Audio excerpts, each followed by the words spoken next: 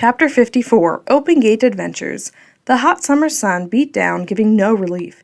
Amy fanned herself under the tree in front of their house. Mom was working at a neighboring house and waved at her from the door. Her dress was paint splattered and sweat trickled down her face, but Amy could tell from her smile that she was enjoying her job.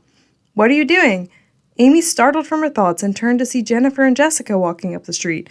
"Oh, just trying to stay cool." Jennifer laughed. "That's kind of hard to do in weather like this." "Are you ready for another night at Open Gate?" Jessica asked Amy as she helped her to her feet. Amy brushed off the dried leaves from her dress. "I'm ready. I love helping out. I just hope some children come out tonight. When it gets this hot, they like to go to the pool or stay in the air conditioning." The girls started down the street. They were going to stop at a little blue house at the bottom of the hill to invite some children. Amy started to cross the street to the house as she said, "I'll check if Maria and Alba are home and want to come." "Watch out, Amy," Jennifer yelled as she yanked Amy backwards just as a red car screeched around the corner and slammed on the brakes in front of the house.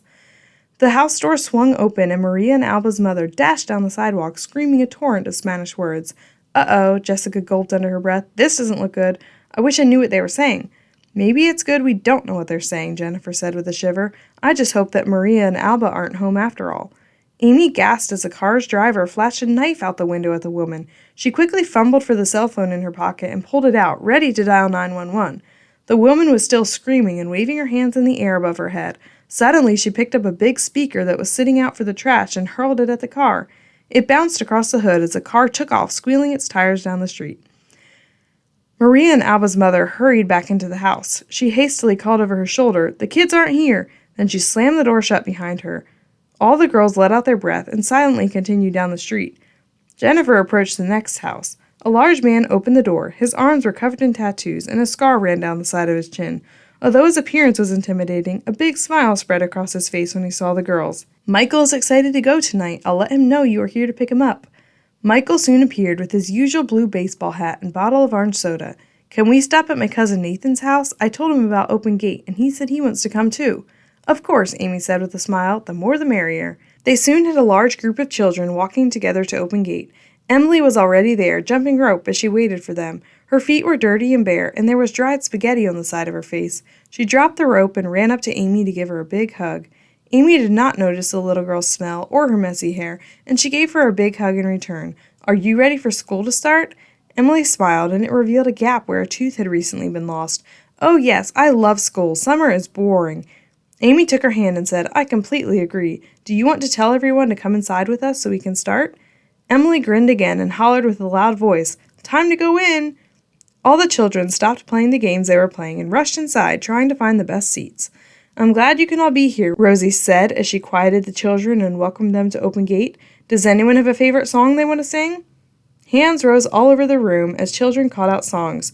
"We want to see Jesus lifted high," one child said. Rosie motioned to the child. "Vanessa, that is an excellent pick. Would you come up and help me lead the motions?" Suddenly the door burst open and a large shadow covered the room. Amy turned to see a stranger at the entrance. She guessed him to be about 6 feet tall. A beard covered most of his face and his eyes were glazed. His body nervously twitched as he stumbled towards the front of the room. "Where's Nico?" His voice was loud and gruff.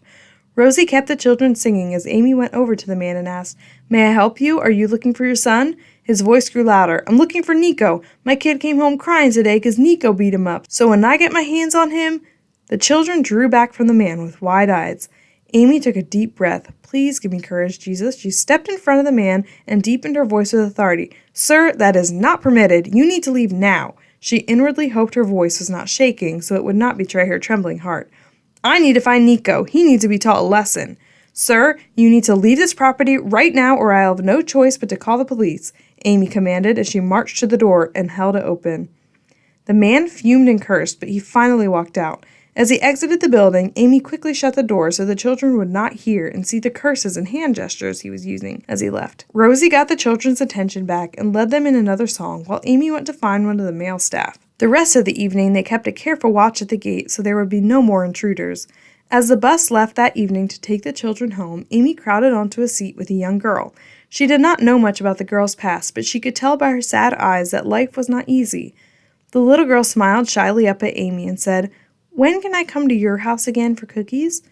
Amy smiled back and stroked her hair. "Any time you want to. I'll even tell you another story about Jesus while we drink our milk and eat cookies, okay?" The little girl nodded her head happily. Amy looked out the bus window as they rolled by the streets full of hurting people.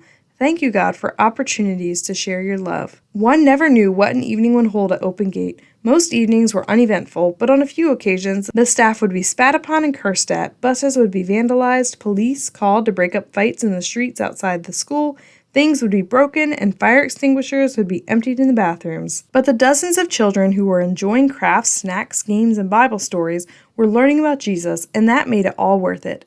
The ministry of Open Gate continues 20 years later at the writing of this book.